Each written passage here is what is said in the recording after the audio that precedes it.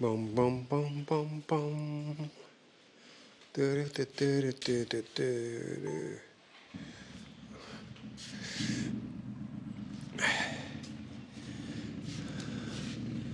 Alrighty.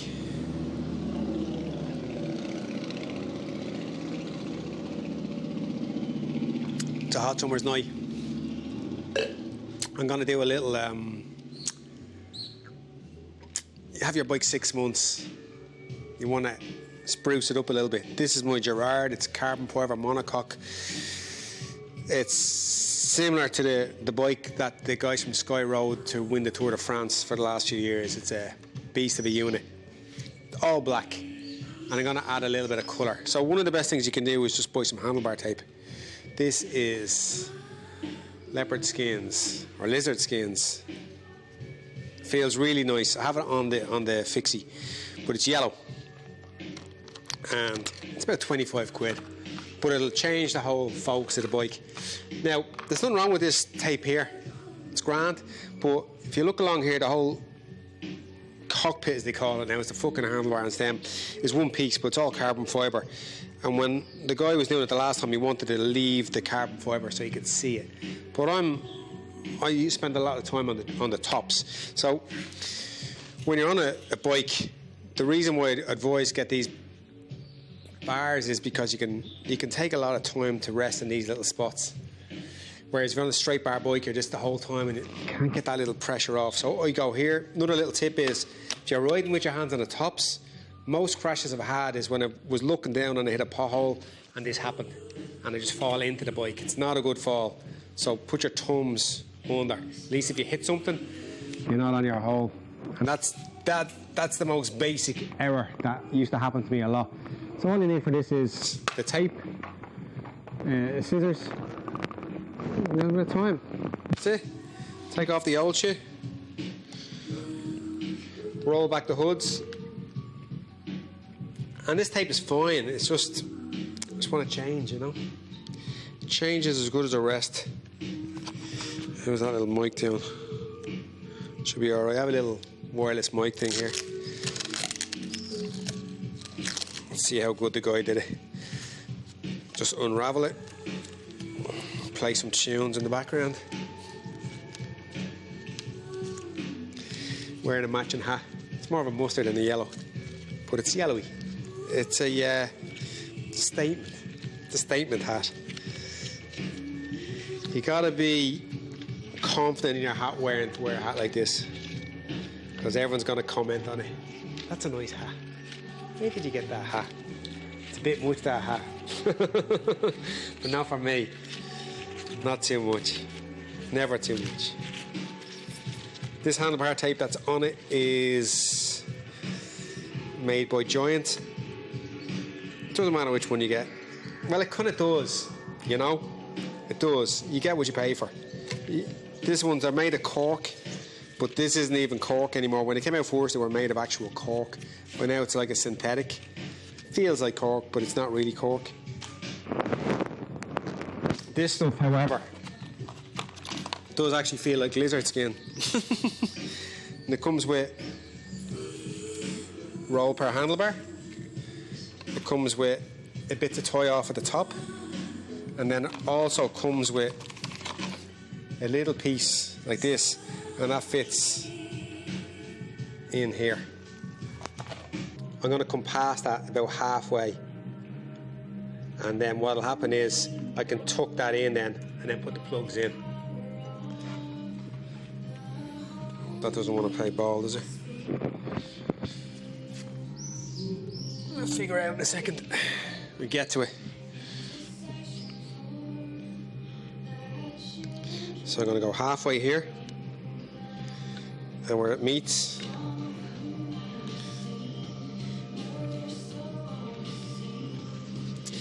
and as you go around on this, I don't want too steep an angle. I just want like about a half overlay on it.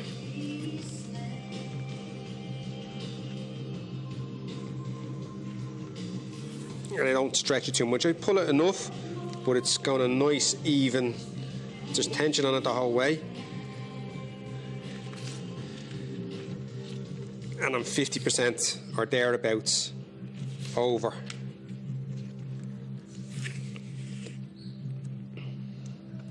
It's not my first rodeo.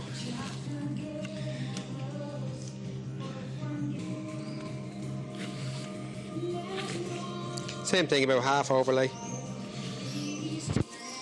I hope you're enjoying riding the bike these days, boys. It's good, isn't it? It's good for the head. Anyone that comes over, I've always got a spare bike here. I'll bring you out if you want to come out with an old French Pro. We were out for a spin there recently on the road bikes, and this English geezer came up. All the gear, we passed them actually. All the gear. And parlez-vous anglais? he thought it was French, like a French Pro or something. It's probably because I was wearing no helmet, you know. And that looks pretty decent. So the next trick is the cut. I don't want to go any further in than that. No, I don't. So when I cut it, I'm going to cut it here. So I want it to about there. So when I cut it across, I just cut it. And now what I want to do is I want to cut at an angle here. I want to cut this angle. Because the tape that I put on next, I'll show you what I mean. The tie-off tape that you get with it, the little play ball, is thinner than the actual thing. So I want to cut that into it.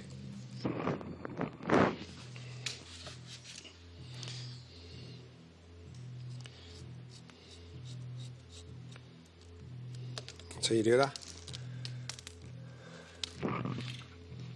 Oop.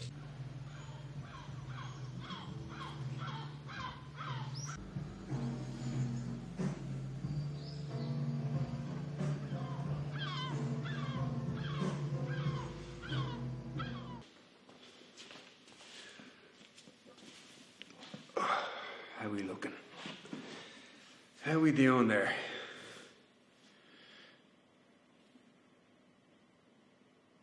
Sagres minis tonight. It's my second one, so I might be waffling. I haven't done one for a week or two, but I haven't had much to talk about. I'm only going to do these when I get either a story or an idea, and at the moment I'm writing my book, and my book is consisting of, I'm on a timeline, so I'm still 12 or 13. I am going chronologically as well. Joe Hoey has me doing this, and I'm doing probably 2 A4 pages a day. I didn't do it today, but I'll make up for tomorrow. And I have my coffee, and I sit and I write.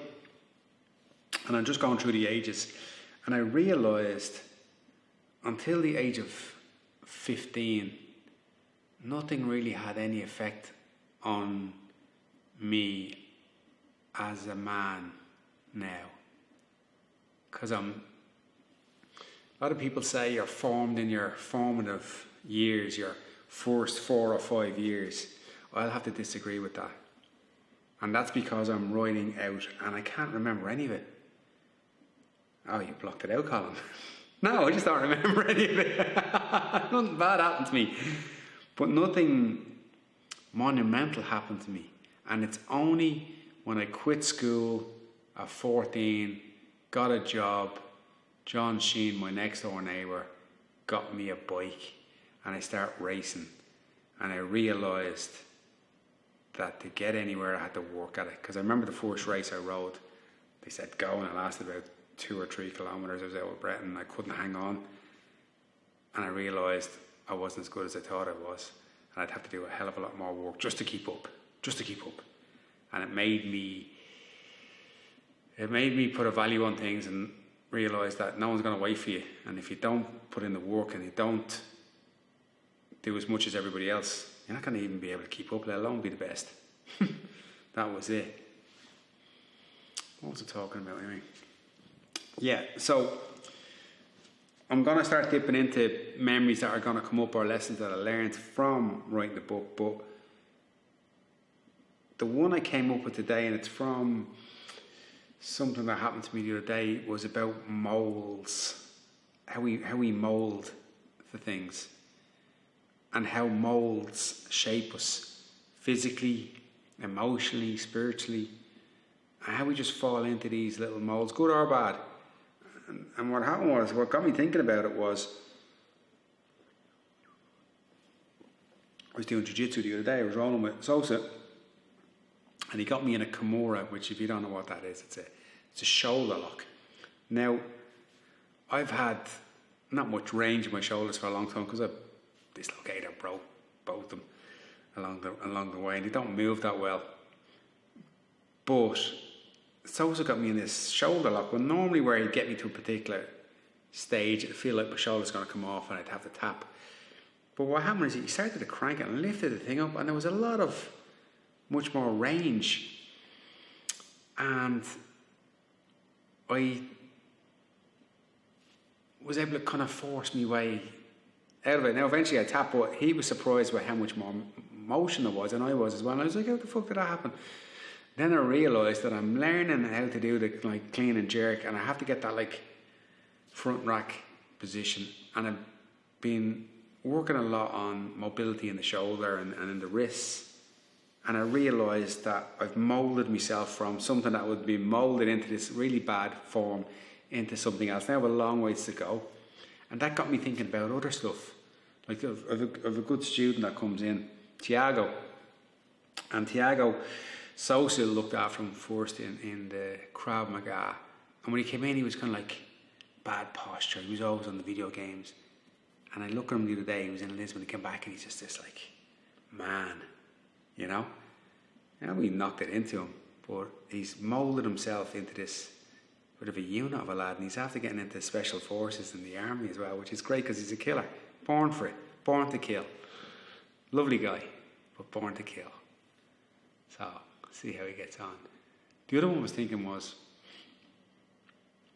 my eyesight was fading. I remember, how long ago? Before I came here, maybe 12 years ago, I went for an eye test. And I was good at reading long distances. I could always tell the bus when it was coming and things. The ophthalmologist asked me, could I read the lines? I said, yeah, I can read the last line. You know, start with the last line, both sides, no problem. And he put this thing around my shoulders. And he put the letters here. And I was like, I can't see that. And he goes, yeah, I can see it now. And he goes, you need glasses to read. But I wouldn't recommend you get them, because if you get them, your eyes will adapt to that, and then you'll need more and more and more and more. So I never got glasses. But what happened was, especially in the evening time, if I went into a supermarket, I could never read the ingredients. Or if I went to a restaurant and it was dimly lit, I couldn't see the menu. And I used to not even bother, so I'd just say, I'd wait for someone else to order and just say, yeah, I'll have whatever they're having. Or I'll ask the chef, what do you recommend? The waiter, what do you recommend? Then go the opposite way, he says, throw a little curveball in. And that's what I do. And then I got this gig following somebody for a week. In a previous life, I used to follow people. Tricky job following people. It sounds easy, but it's not.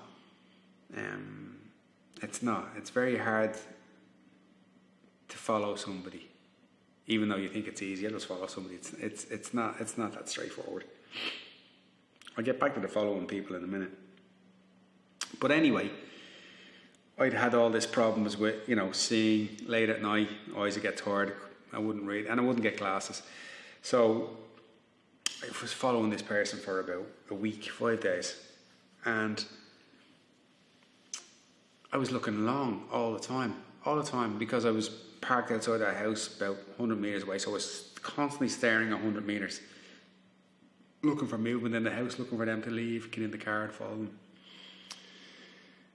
And after about a week, I went into the supermarket and I picked up the thing and I could actually read it.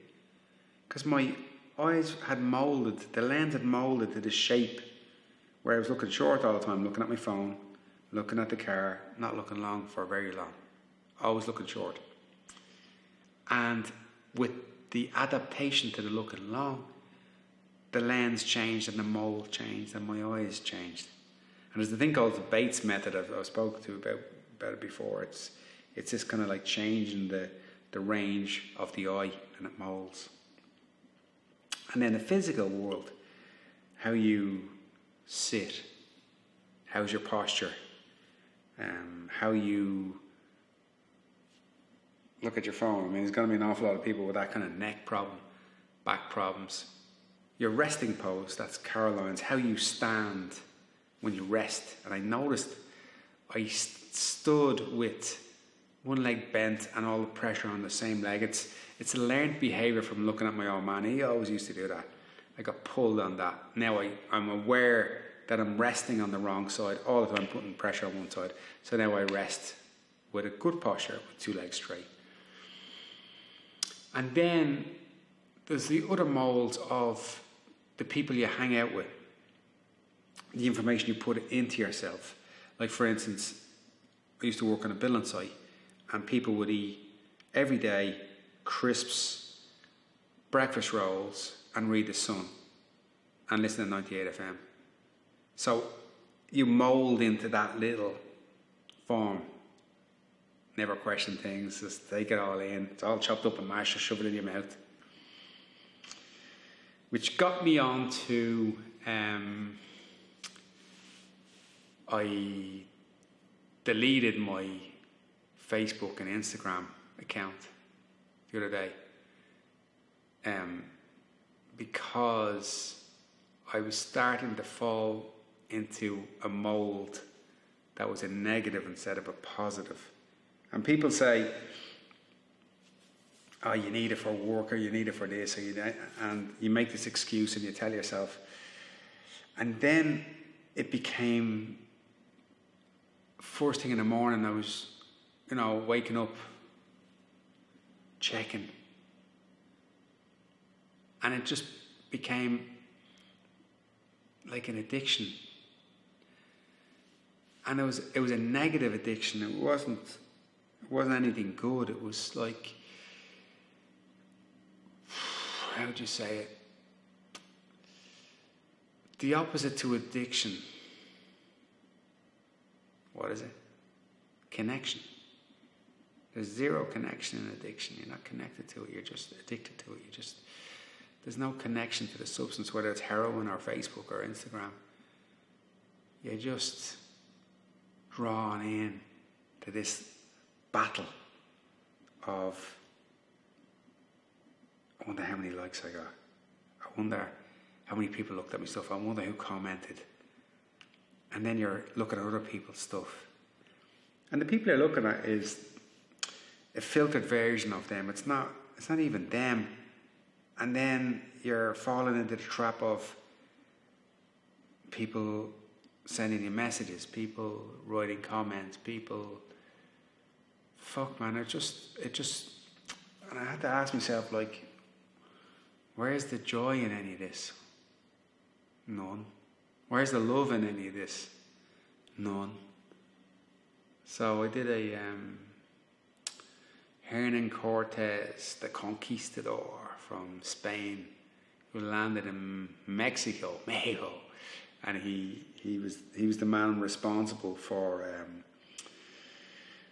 the Aztecs' fall. And he's also famous for burning the boats. He arrived with 500 men, and he burnt the boats when they landed, and he said, "Conquer or die." And that's what I did with the gram and the Facebook, just deleted the accounts. And reason being is, I did it the last time. I felt after the last campaign with the cowboy fight, it wasn't serving me.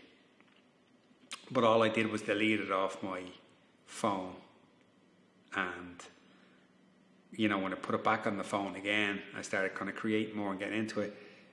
There was still that kind of, oh look, I got 500 likes since I was last on it. People still love me. But I don't need validation from anybody. I like being me. But I find with the gram, it makes me look for validation from people that don't even exist, really. They don't. It's a character. It's not like someone you've got any connection to. It's like a substance. There's no connection. It's just addiction. To the point where I was starting to get pissed with people that were posting, whoring themselves, tagging everybody. Please like me. And then if someone shared their post, they'd like, oh, thank you very much. I have a photograph. You know, they'd have on their stories, my new photograph's on my page. Come and look at it. Nobody gives a fuck. And that was starting to annoy me. And I'm thinking, well, why is that annoying me if someone wants to whore himself out? It's just a reflection of me, isn't it? So I just had to get rid of it. It was affecting my productivity. People say, oh, you do loads, you do that. I don't. I do fuck all, really, right? And if I be honest with you, I do 30% of what the fuck. Maybe, no, I'm being kind. I probably do fucking 20% of what's possible. I'm running out of fucking time. I need to get shit done. And that's causing me to come down to the gym and I walk in, whip out the phone, get comfortable. And now all of a sudden, the little voice that says, don't train today. Take it easy, Colin. Beats the voice that says, go down and be a fucking animal. And that was starting to, because pre-social,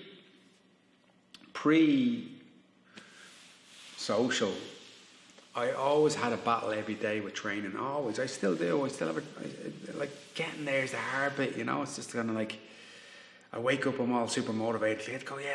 And then this little fucking voice starts here. Take it easy. You deserve a day off. And as the day goes on, if I don't get going early, that wins. But what was adding to that was the phone. So I've ordered a Nokia phone. So if you want to call me, just ring me. But if you don't know your number, I'm probably not going to answer. And if it's a private number, I might answer. Depends what day you get me. Yeah, I don't know. I'm fucking, what the fuck am I at, you know? What the fuck am I at?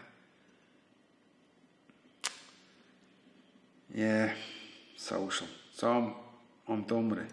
I don't need it. I'll dip back into it again at some stage, but fuck man, it's affecting my creativity. It's affecting my day. It's making me an addict. It's not empowering me. It's enslaving me, and that's affecting my other decisions. All it's doing is it's putting off the shit that I need to fucking do. Physically, emotionally, spiritually. And it's filling in this fucking gap with just tripe. And fuck it. You know what I mean? That's it. Over it. So fuck off. I'll still be on YouTube though. So the thing about YouTube is, what I like in this, like, YouTube has been my education source for the last, everything I've learned with cameras and film work has been on YouTube. It's also my entertainment. I don't watch TV no more. And it's also my library of my diary. If you look back on the stuff that I've done, it's a kind of library of places I've been and experiences I've had. Like I found one the other day of Sosa's pro fight up in Porto. It's fucking great. It's a great film. Really, I watched it, and it's 5 years ago, and I watched it, and I was like, fuck, man. Some great shots in that. Just the connection between me and him, and dragging him back from the fucking brink, and he fucking finds a way to fucking win, and it's fucking glorious. And I didn't remember it being that good. You know what I mean? Even though sometimes memory's a bit of a fucking weird one, where you look back and you think, fuck, that was great, wasn't it? What an achievement. What an achievement. Like, if you fought 100 times, you probably wouldn't get another fight like that. You can retire. That's it. It's done. It's never going to happen again. You know? Never going to happen again. So I'm going to go back to just do my little monologues. Doing a bit of physical stuff. I like the format I have now. I might end up just doing monologues like this because they tend to drag out. But I like to just show you the other stuff that I do, the physical stuff, because it's not the physical stuff gives me the ideas for this, for the talking. And the biggest one of those is riding a bike. Riding a bike gives me, I don't know what it does. It clears the cobweb. It does something. It gives me all the epiphanies. It gives me all the ideas. It gives me all the clarity. If I haven't ridden the bike for a while, I don't get them. And now, I changed the handlebar tape. Paul Doyle just sent me a fucking Wahoo power meter. Much more than a power meter. It's got GPS and maps, all that kind of shit. So I'm going to do a little thing on that. So tomorrow, I am gone on the bike tomorrow for a long spin. I've got the whole thing set up, synced up, and I can't wait just to get out and just get connected again. You know what I mean? And if you've got into bikes lately, Andy Ryan's got into it, Cian Cowley's got into it, Kiefer's got into it, who else has got into it? Lee's got into it. You know, you see what I mean, you know, you just get out. It's one of those things that's good for you. I've waffled on a lot here, haven't I? There was something else I wanted to talk about. I'll keep that for another day. That is it for today. Oh, yeah.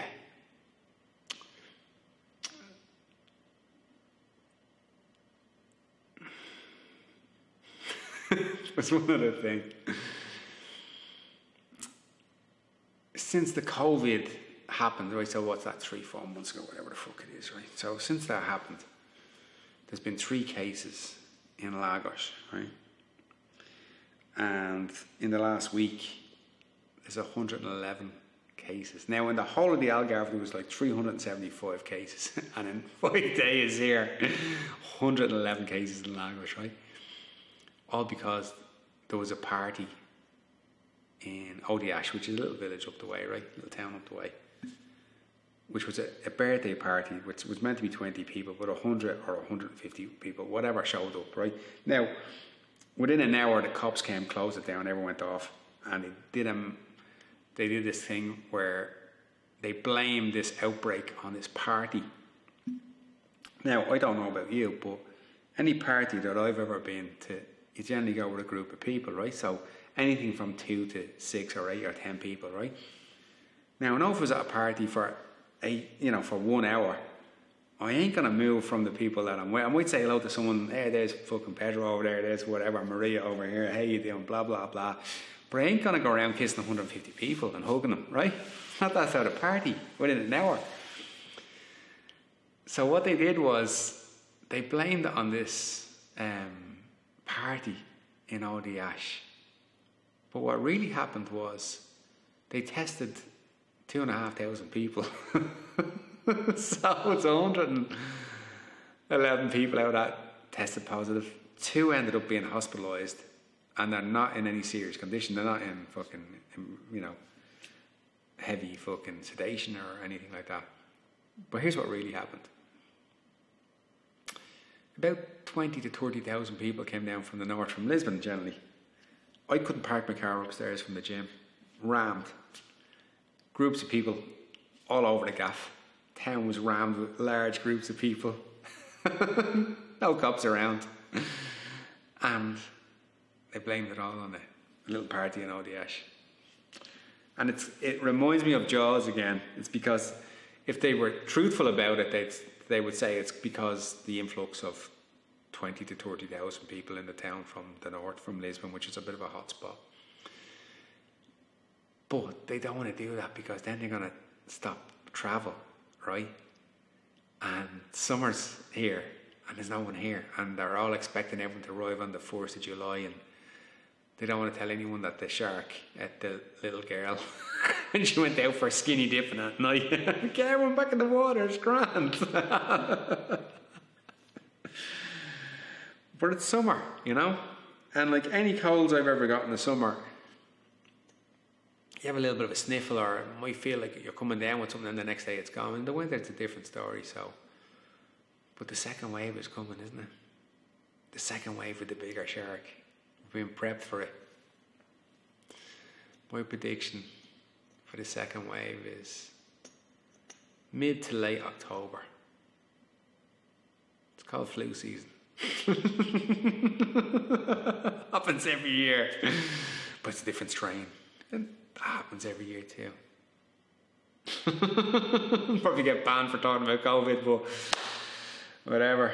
I'm just carrying on with my life and training, doing all the stuff I normally do, giving people hugs, free hugs. Okay. You know, like I should have done that. I should have worn my own Black So What t-shirt, and I should have done my fucking free hugs fucking thing before I got too much of a political fucking hot potato. No regrets. I do have one. John Lally did a podcast with his father, Sean Lally.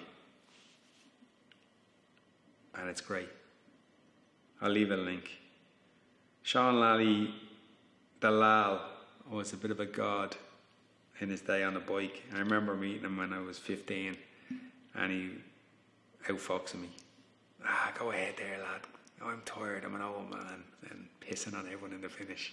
And winning at the stroll. And he sat down with his father and interviewed him about his life. And made a podcast on a video. And I regret that I never did the same with my father. And because they have a story to tell and you don't really know about their life, really. You don't really know much about them, how they got on their early, you know, where they went to school, who was their first love, who their first kiss, where they went out on, you know, when they get into trouble, all this kind of shit that you don't know. You just know them as a parent. And now I'm going to want to go back to Dublin. I'm going to interview my mother. And just to have it, because my old man doesn't know who the fuck he is no more. So that's gone. So if I was to say one thing that I should have done, was I should have sat down and interviewed him. But now it's too late. But I have him on film just being himself. But just his stories, because he was a bit of a fucking black sheep of the family. He was a bit of a mad cunt, you know. But like, that's gone with him. That's it. What can you do? So that's it for today. Hope you're staying safe. I see the change to staying safe to staying local now. Hope you're staying local. People need to be more like Cortez, you know. Conquer or die. Instead of show up and get a medal. Everyone's a winner. Hey Johnny, you entered into the judo competition and you lost, but you still got a prize. I remember seeing this thing on TV. There's this American guy who goes around to all these places doing martial arts, you know, the usual fucking, they've done it, the formula's kind of been done a few times, but he went to all these different countries to do the martial art. He went to Thailand, and in Thailand, the boys go to the gym, they take the name of the gym, they get adopted by the gym and they fight for the gym. And he's following this kid who's, I don't know, 12 years of age or 13, whatever. Loses the fight. And the American guy is kind of sad that he's lost the fight. He goes backstage to console. You know, the usual American thing. You know, man, you're a winner. You know, this is just a lesson. You're a winner, man. I can see it. You know, this shit. You know, and then the Thais are like, you don't deserve a hot shower. They hose him down with cold water. They tell him he's shit. They tell him he's a disgrace to the gym. He's a disgrace to his family. And they make him ride in the back of the pickup on the way home. And they just give him abuse. And you know what? I understand that system because you fucking don't want to lose again. It's bad enough losing without everyone telling you like you're shit. Yeah, you already know that you fucking didn't fucking pull your finger out of your hole and win. You didn't fucking find a win. And I like that, but it was funny, the American just couldn't understand the cultural difference of how they deal with people that lose.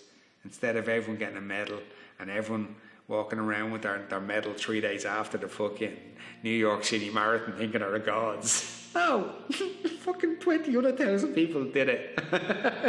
It's no, I could do it tomorrow. I could just go fucking without training, go and do a marathon. We bollocks for a couple of days, but it's no fucking big deal.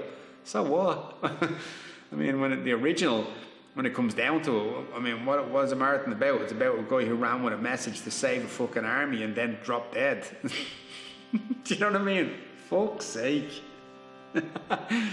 Instagram. Yeah, I'm over it. Anyway, I think I waffled. Went backwards and forwards. So that is all for today. Namaste. Harikrishna. We are all one. #Rafter. Rafter.